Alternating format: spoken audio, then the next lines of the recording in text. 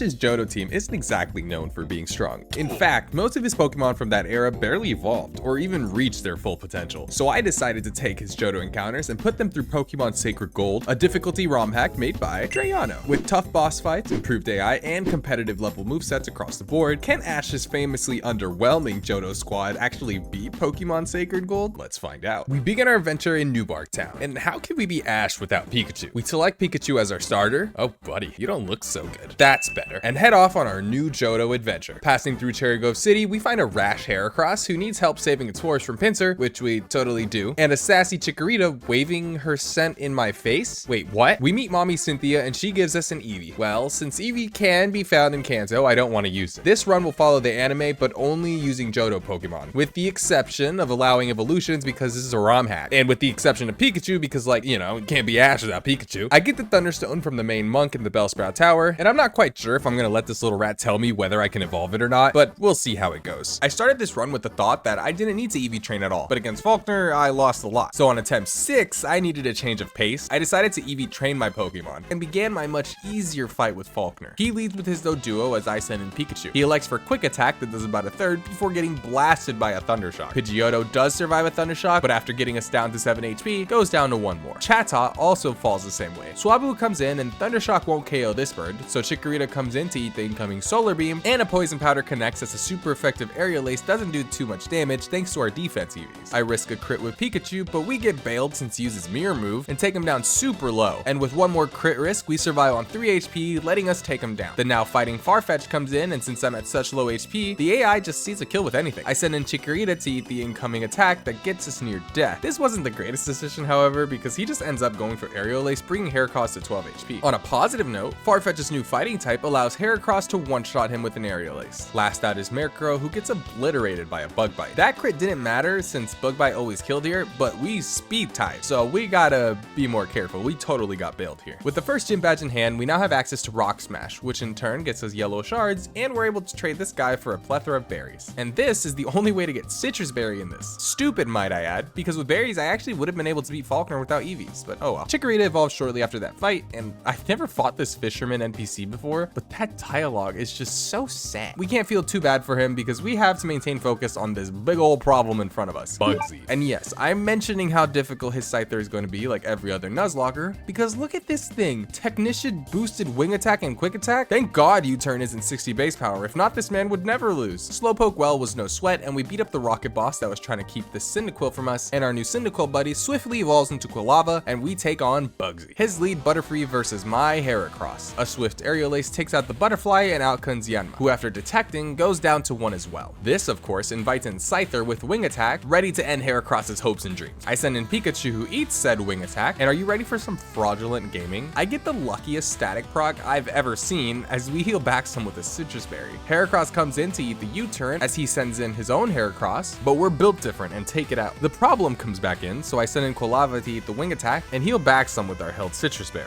We do not survive another Wing Attack, so I pivot into Bayleaf, who gets down really low before healing some, and set up a Reflect, and oh my god, he gets fully paralyzed. That is insane. I switch into Pikachu, who still takes way too much damage from the Wing Attack. Quilava luckily gets a free switch as Scyther stays paralyzed, and hit a Flame Wheel that brings it into its berry healing range as she then sword stances. Despite being the only fire type I'm gonna get this run, I can't risk anyone else's life, and as the Flame Wheel hits Scyther into the red, we say goodbye to our fiery friend with a promise that this run will be completed. As the Reflect goes away, Heracross comes in, and because we're so lucky in getting Scyther paralyzed, after Bugsy heals, 2 Aerial Aces does the OP bug in, and with a couple more, we take down the bee and the worst bug type Pokemon, winning us the 2nd gym badge, only 1 loss. The rival fight after, even without Quilava, is easy, as most of his fights are, and we head into Goldenrod City, where I didn't know it for the Whitney fight, but there's a spectacular item in this city. On our way there, we do encounter a shiny Noctowl, and after fighting off some lady, we grab Totodile as well. Now, the fight against Whitney is slightly easier than normal, mainly due to the fact that I wanted to do this run with the Fairy Patch, adding Fairy typing to Pokemon that have it in future generations, but it just didn't work for me, so sorry. But her Miltank is still a piece of work. She leads with Lickitung as I send in Heracross. A Brick Break absolutely ruins him as Lopunny takes the field. Lopunny uses Dizzy Punch to get us into Citrus Berry range, and then gets gets rocked by a brick break as well. Wigglytuff, the would-be fairy type, comes in and also gets one-shot by Heracross. And so does Stanley. Clefable comes in and survives on low HP and just sets up a useless reflect. She does end up burning through both of her super potions before finally going down, only leaving Miltank. After taking a body slam, Heracross eats her Lumberry, and the following turn gets attracted and stays fully in love. The next turn a body slam brings Heracross low, paralyzes, and we stay fully paralyzed. I switch into Bayleaf, who eats a couple of body slams before being able to set up a reflect. Reflect allows Pikachu to come in, given no crit, and since Heracross ate her Lumberry, we're able to permanently paralyze her. After, I kid you not, 5 minutes of just switching around, trying to stay alive, and almost my entire team paralyzed from the sheer weight of this cow, we're finally able to take her out with a tri-attack from Nature Power, winning us the 3rd gym badge. Before our fight with Morty, there is a particular item that will absolutely make Pikachu yoked out of his mind. That's right, this old lady in the Goldenrod train station. Given you have a Pokemon that has a signature item, will give you said item if you have it in the first slot of your party. And for those of you who don't know, the light ball doubles Pikachu's attack and special attack. This little mouse goes from 50 base power special attack to 100. Morty stands absolutely no freaking chance. It didn't help him as well that Pikachu just so happened to learn Thunderbolt, so his lead Duskull zapped. The Sableye that came in absolutely destroyed. The Shuppet, don't make Pikachu laugh, he got bodied. Haunter got his schmeek schmocked, bro. I'm here making up words with how bad this fight was. Misdreavus lived to roll twice but finally fell, and the only scary one is Gengar, who after being damaged and put night-night by Noctowl gets blasted by Pikachu, giving us quite the easy 4th gym badge. After the Morty fight, since the level cap goes up, our little chubby boy evolves into Feraligatr. There are no encounters from here until after the Jasmine fight, so after defeating the Rocket Grunt in the showroom and getting the TM for Surf, we arrive into Cyanwood City. Before our fight with Chuck, we're actually able to get the Choice Band inside the Pokemon Center. We're also able to evolve Bayleaf into Meganium. After ending his concussion-inducing waterfall that makes his wife want to leave, we begin our fight with Chuck. He leads with Primeape as I send in Heracross. He sets up a useless substitute that is destroyed by Heracross's Aerial Ace, and he hits a Thunder Punch before going down to 1 more. The buff Tadpole comes in, and it's kind of annoying because after taking more than half with an Aerial Ace, he puts Heracross asleep with a Hypnosis. I try and first turn Wake Up, but luck doesn't care for us right now, and hits a Surf that takes away 40 HP. I decide to risk the crit here, and we amazingly wake up and are able to take him out. Next out is Hitmonlee, who after I switch into Noctowl goes for Bounce. I set up a Reflect that allows us to eat the incoming Bounce easily, well, especially if he misses. A Confusion does about a 1/3 as he gets us into Citrus Berry range, and then another 1/3 of damage followed by us risking a crit, but Noctowl lives and we take him down with 1 more Confusion.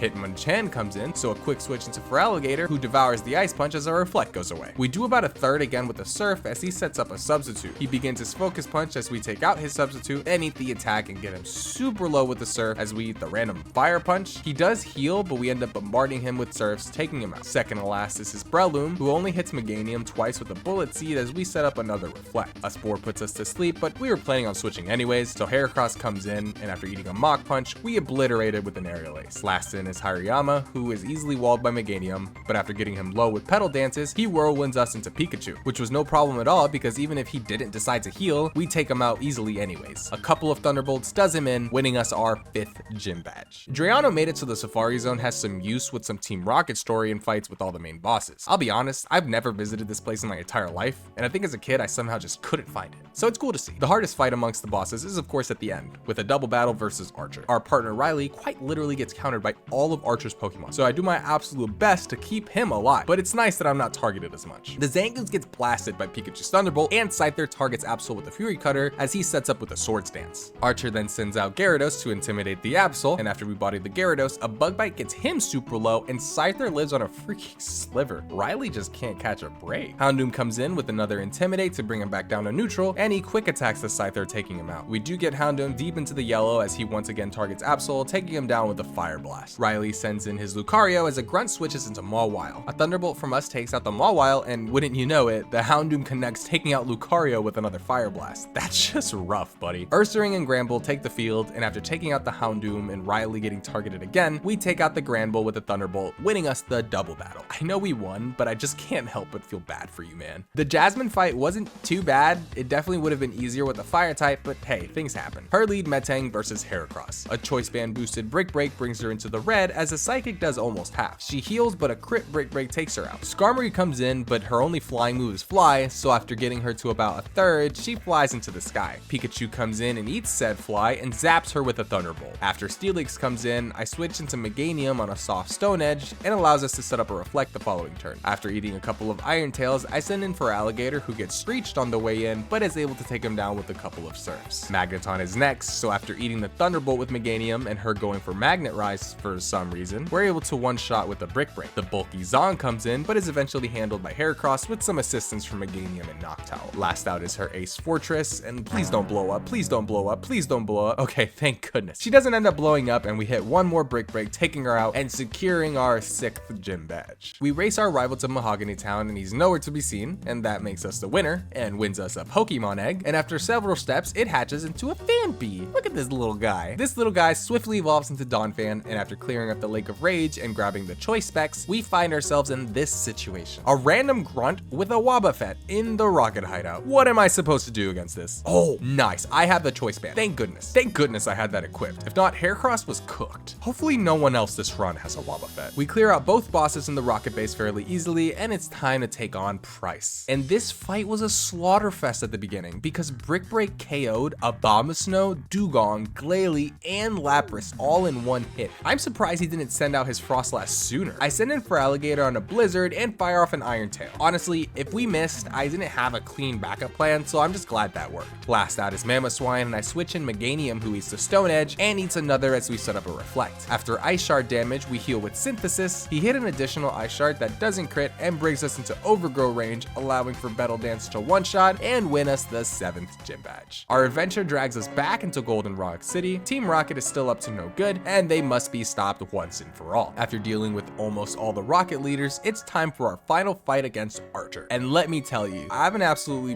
brain-dead plan for this one. I lead with Noctowl, and he leads with Zangoose. I set up a Reflect to keep the close combat damage low, and the following turn miss a Hypnosis. As another close combat brings us into Citrus Berry range, I risk it again and go for Hypnosis, and we actually do connect, putting him to sleep. Time for the main event. Choice Band Donphan, baby. And you know what he's gonna do? We're gonna freaking roll out, which hits Zangoose twice to knock him out. Next out is Gyarados, and despite that pesky Intimidate, this now 120 power rock move obliterates him. Houndoom comes in with another Intimidate drop, but Donphan doesn't care, so hold this 240 power rollout. Oh my god, he has a Focus Sash. Ah! Oh my god, he lives. Hold this 480 base power rollout, you stupid dog. Drapion is in, and Donphan has done more than enough. I send in Heracross, who takes a substantial amount of damage from Drapion, and after bulking up a few times and finessing his Citrus Berry with the Bug Bite, he goes down. Machamp is out next, and we use Brick Break as we low roll, letting him live on super low health. But thanks to our raised defense, we survive a Stone Edge no problem, and are able to take him out in one shot after his heal. Last out is his Scizor, who stands no chance and falls to a +2 Brick Break, winning us the fight. This isn't over yet, because now we have to face Giovanni, and while we can't switch our party, Drayano has graciously healed our party. Giovanni leads with his iconic Persian as I send in Noctowl. He uses Fake Out, then the following turn hits us with a Slash that brings us low as we set up a Reflect. Heracross comes in to eat the next one, and then gets put to sleep. Great. I keep him in, and after taking damage, we actually first turn Wake Up and get our Bulk Up off. This allows Heracross to take the cat out the next turn. Geo sends in Kangaskhan next, and thanks to Bulk Up, we eat his Double Edge and take him out. The Bull is third, and Meganium comes in on a crit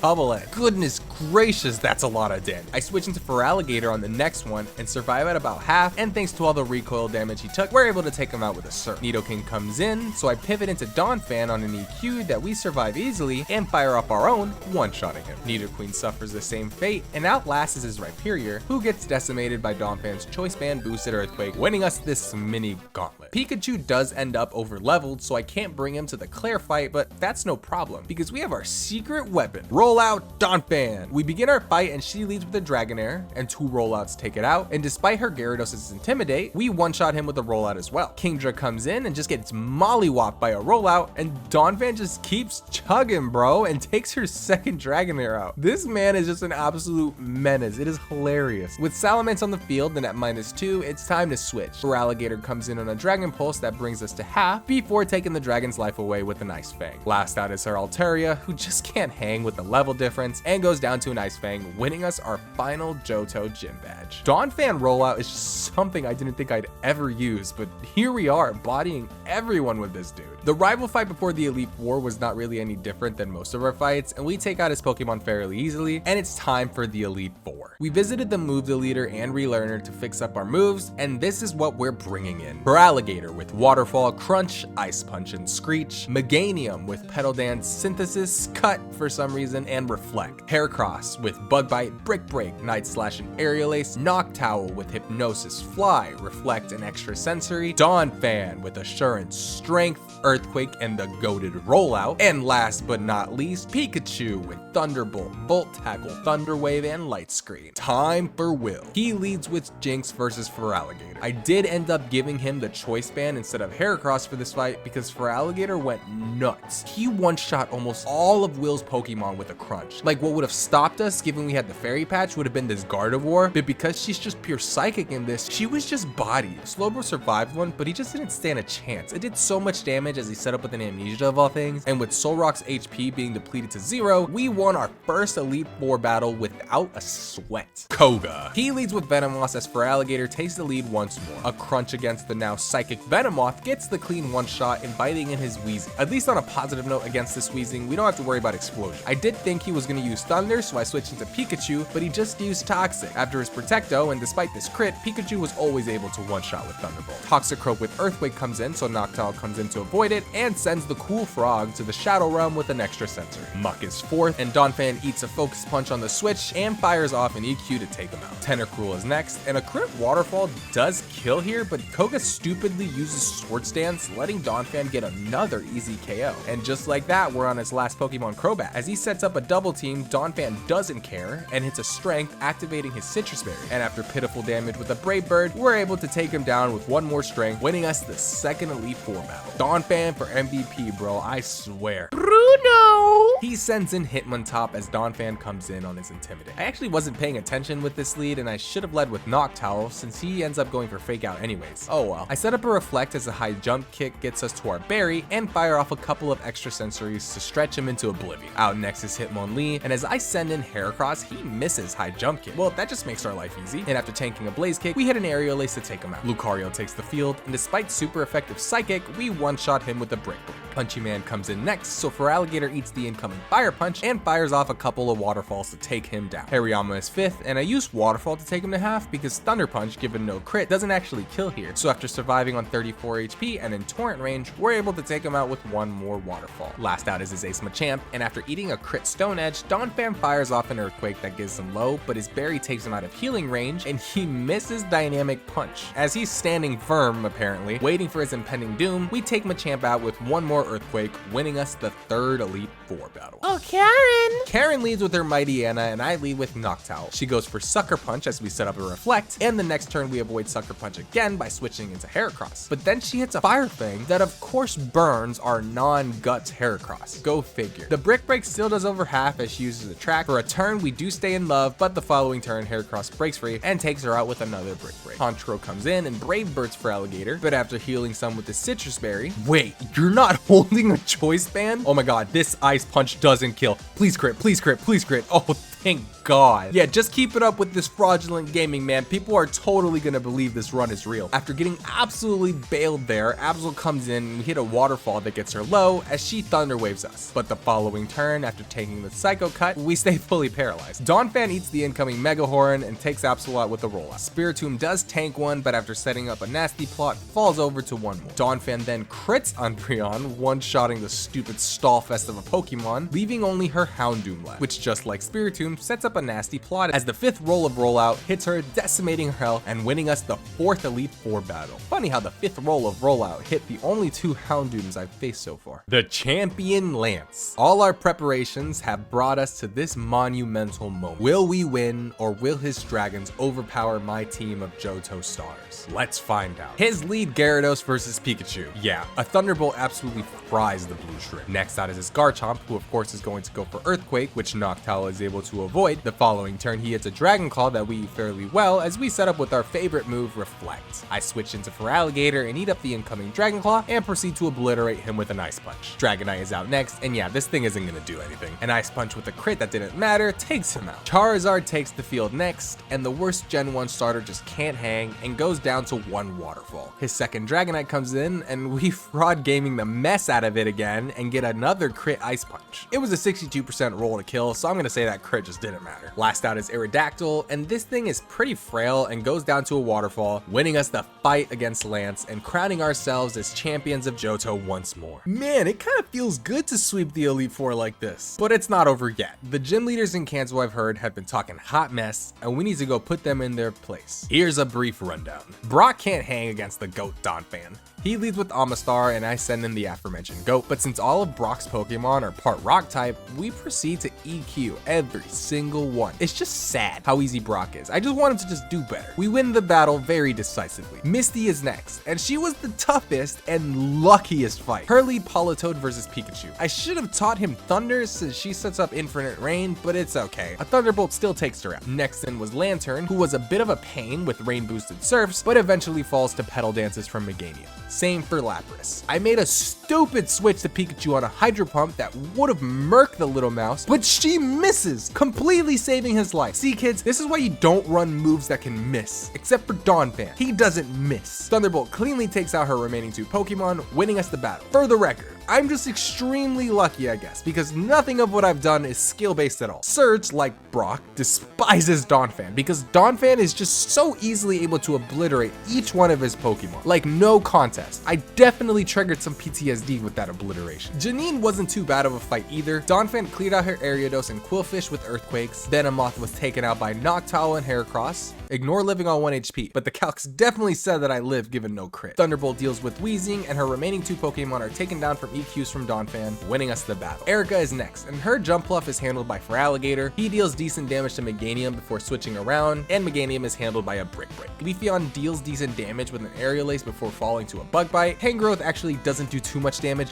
go figure, and Heracross can stay in to finish him despite being stupid low. Victory Bell is brought down by a couple of extra Sensories after her heal, and outlasts her Blossom, who is able to be handled by Feraligatr because she whacks herself in the head on the switch into Pikachu, allowing me to set up a Light Screen. The Kanto luck is insane. I need to stream this stuff. Y'all have got to experience this with me. EQs again handle most of Sabrina's team up until Metacam because she has Wobbuffet in the back and I can't afford to be stuck in a move since she has Counter and Mirror Coat. Feraligatr handles the Metacam, and against Wobbuffet, I won 2 coin flips on whether she was using Counter or Mirror Coat, winning us the battle. Yeah, I need to buy a lottery ticket, y'all. Blaine's fire types against my team went down fairly easily. Feraligatr takes out Rapidash, Magcargo, Camerupt, and Ninetales, and against the Arcanine, after a few switches around to avoid getting clapped by Overheat, goes down to an EQ, same for the Magmortar, winning us the 7th Kanto Gym Badge. Last is Blue, who actually has a fairly balanced team. However, Donphan is able to take out Nidoqueen, Gyarados goes down to Pikachu, Rhyperior to a Petal Dance from Meganium, same for Machamp, and after crippling his special attack super low by using Leaf Storm, Executor goes down to a Bug Bite. Tyranitar is out last and falls to 1 Brick Break, winning us the final Kanto Gym Badge. Now it's time for the real champion himself. Your mom misses you, buddy, so I gotta send you packing. My lead Donphan versus Pikachu with one purpose: to survive this grass knot and body the Pikachu with an Earthquake. Thank you for your service, Donphan. You were goated. His Blastoise comes in as my Heracross takes the field, and this is actually an easy switch since he's going to use Fake Out. I send in Pikachu to take the damage and one-shot with the Thunderbolt. Next out is his physical Venusaur with EQ. Weirdest thing I've ever seen, but go off. Noctowl comes in to avoid the EQ damage, then the following turn sets up a Reflect as he sets up with the Swords Dance. An extra Sensory gets him to below half as he Power Whips. That brings us to our berry. Honestly, should have just attacked instead of setting up Reflect, but it's okay because one more takes him down. The Zard is in next, and with no safe switch, it's time for our Noctowl to go down. Rest easy, buddy. Pikachu comes in and blasts a Thunderbolt to take him down. Espeon is in next, so I switch to Meganium to eat the Shadow Ball and take a Psychic that brings us low, as a Petal Dance brings him to half. It's now time for Meganium to rest his as well. A psychic takes them down. Feraligatr comes in and with a crunch bodies the evolution. His final Pokemon, Snorlax. A crunch does loads of damage as a body slam does about the same. An additional crunch doesn't get the KO as he rests and wakes up with his Hell Berry. Another crunch does about the same damage as he hits a body slam, then brings us super low and paralyzes us. But that didn't help him in any way because Feraligatr is taken down by the hail. This allows us to bring in Heracross and fire off one final Brick Break to take down the Snorlax, winning us our final fight against Red and winning us the run. Wow, that was so much fun. Ash definitely had some amazing encounters here in Johto.